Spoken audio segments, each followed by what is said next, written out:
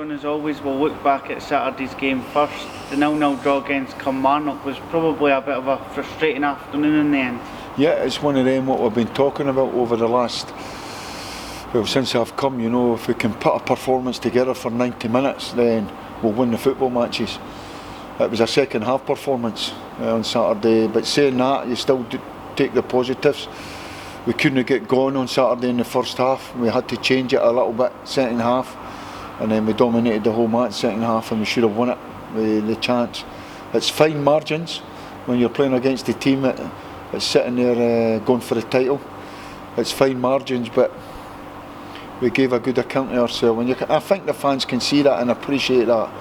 If we're on the front foot and taking the game to teams, then I think we'll win football matches. So we just need to do it for 90 minutes. You mentioned on Saturday to us post-match that you made a tweak at half-time to the shape or the tactics, and that allowed us to have a little bit more control in the game. Were you able to expand on that?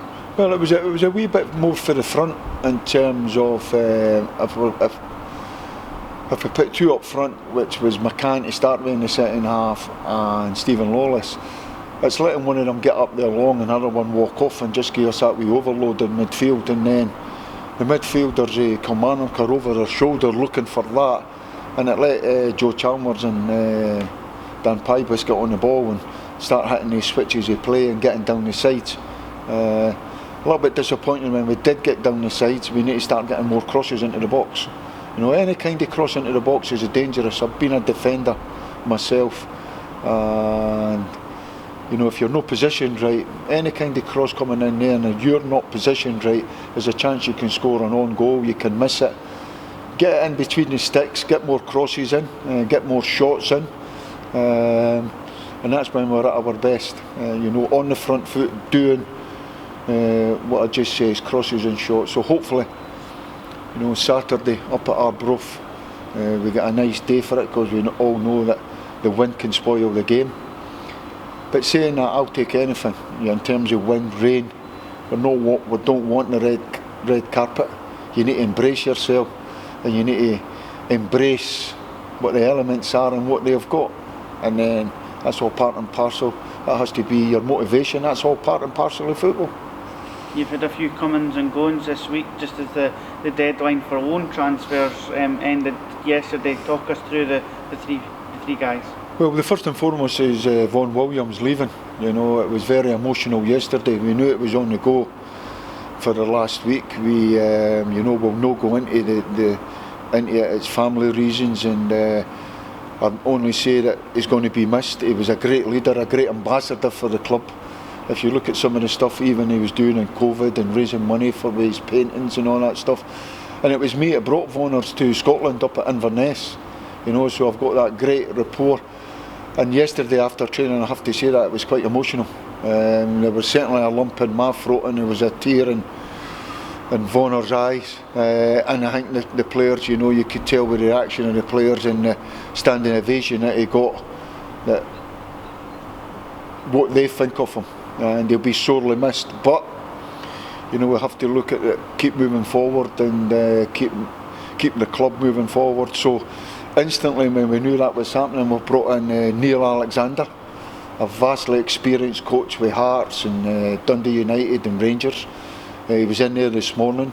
He'll sit on the bench until Dennis is back injury free in a couple of weeks, but he'll be the goalkeeper coach for now at the end of the season. And so we've acted very swiftly, and hopefully that the goal is, as you do, we can build up that rapport, and we can still see Jakob, who's number one at the moment, in that kind of form that he showed on Saturday for a kid that's 22-year-old. And I'm quite sure he knew before the game that Vaughaners was leaving. We have that mental capacity, that maturity to go and put that performance on, and it just tells you what the guy's all about. So, and then the other one's Liam Polworth, better known as Paulie. My guy I work with up at Inverness, fantastic footballer. Got the same habit as Joe Chalmers of passing the ball to his own teammate. Can chip in with a goal. Great range of passing. If we get him fit, he gets about the pitch. and he can play in a number of positions. We're talking about a guy that's a Scotland under-21 international. You know, been there and get that, and you're talking about a guy, if memory, I remember, serves me right, when he went to Motherwell first, he was on that good a forum in the SPL. They were talking about a full Scotland call-up. So if we can get him back to that forum. And there's players that at times in football they go to the wrong club or they work with the wrong manager. That's football, that happens in football. And there's other players that they go to clubs and they just take off and thrive. It was on the go since the window opened. That was one of the ones right on the top of the list, and for some unknown reason it was a yes, a no, and we were still looking at it. But as the window was going on, it was our job to keep recruiting and bringing in players and as we keep saying, spinning the plates. But we knew we were always kept an eye on that, and when we seen over the last couple of weeks it wasn't making the squad at Kilmarnock, we just felt he could help us out for now to the end of the season. And I'm just hoping, I know he's still got another year at Kilmarnock, I'm hoping he really comes here, gets a taste for it, as I've just said, gets a real feel for it. Dunfermline sees it and goes, this is a bit of me, and enjoys it that much. He keeps us up and plays a part in keeping us up, and he wants to be here next year. Just in terms of what you were saying there about being a player that you were looking at from the start of the window, was it a case of when it was a confirmed yes, you couldn't turn it down, or were you always looking to add another player in the midfield anyway? No, well, not to tell you the truth. We're a little bit short up front. We acknowledge that. We've got the three strikers in terms of McCann, Todorov and Kevin O'Hara. I'm quite sure every one of them will have a part to play for now to the end of the season. I totally understand that when you're not getting a game, the frustrations. I've been there as myself as a player. Everybody's the best player at the club, but it's the coaches that decide, and we decide, and we need to. And that was an area that we were looking at. But there's a little bit.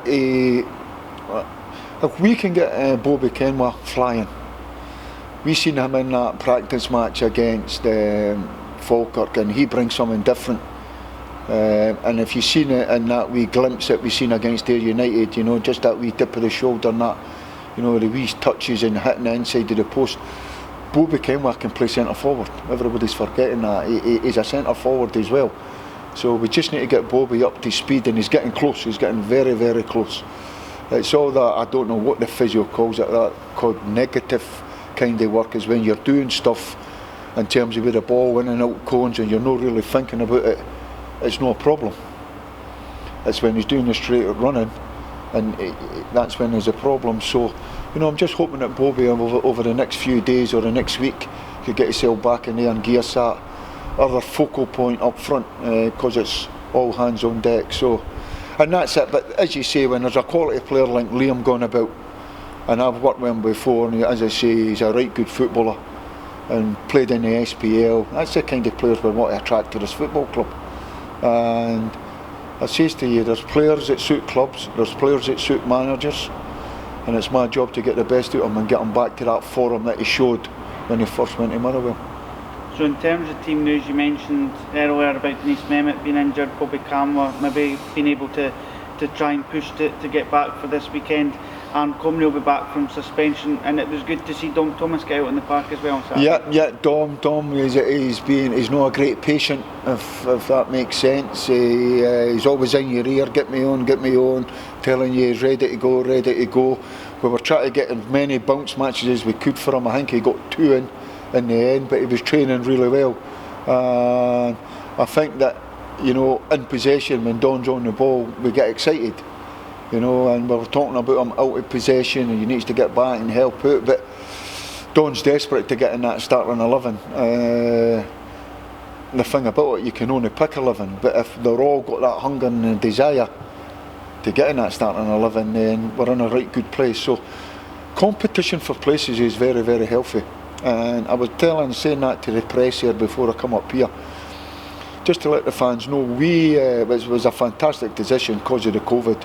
We train at Alloa Stadium, fantastic facility, no get any better, in terms of what they've done for us. Great passing surface, all that stuff. We're in the stadium. It's for the wind. It's a great protector for the wind. On a Monday, Tuesday, Thursday, we come back to the stadium to get their lunch and then go and do their gym work. And if you were in there where they get their lunch in the canteen, when they get their lunch, albeit there's a dartboard involved, if you seen the spirit and the noise and the camaraderie in there, it's like the darts, doing it where is it they play the darts? It's like that, because they play a darts game, the last man out has to do the dishes. And it was Bobby Canwa yesterday doing the dishes, and it was Joe Chalmers today doing the dishes. So you just see the spirit. But what I'm trying to tell you in the story, there's a real spirit amongst them. And even after that yesterday, we're still trying to do business because they win to close it. And there's still players still at the club. They're still at the club, still hanging about the club, still playing darts, still sitting chewing the fat, talking football. That's a football environment for me. That's a Dunfermline environment, because they want to be at the club and their love for the club. And I think that's going to play a big part for now to the end of the season if we can keep that spirit. And don't forget, you're talking about young Bobby. It's a young boy. He's come from Leeds. He's come into an environment. He wants to hit the ground running. He's still probably settling in. He's probably really frustrated with the injury. You have to take all that into mind. But when I seen the banter and the reception I got yesterday, you can feel that the boys have really took to him. And I'm hoping that we can get him on the pitch and he become a fan's favourite. And looking at Saturday's game then against Arbroath just end, a side that we've not been able to get the better of this year, a real tough opponent. So fantastic. You'll be hoping to change that stat this weekend. That's exactly it. Because but we know how difficult it is. It's going to be a real game. I'll be up there tonight watching, and hopefully we can come up with a team and a shape that goes and takes a game to them. They beat us for 3 the other time there, but we gave goals away. I was thinking about it yesterday. We gave them goals. If we can go up there and defend the way we did on Saturday, and take the game to them, then we've no fear. That's for sure. We've no fear. We're looking after it. But one thing I will say is, you always know you're in a game against Arbroath, and they deserve to be where they are. And when you come up against Dick Campbell and his teams, you know you've been in a game. So looking forward to it.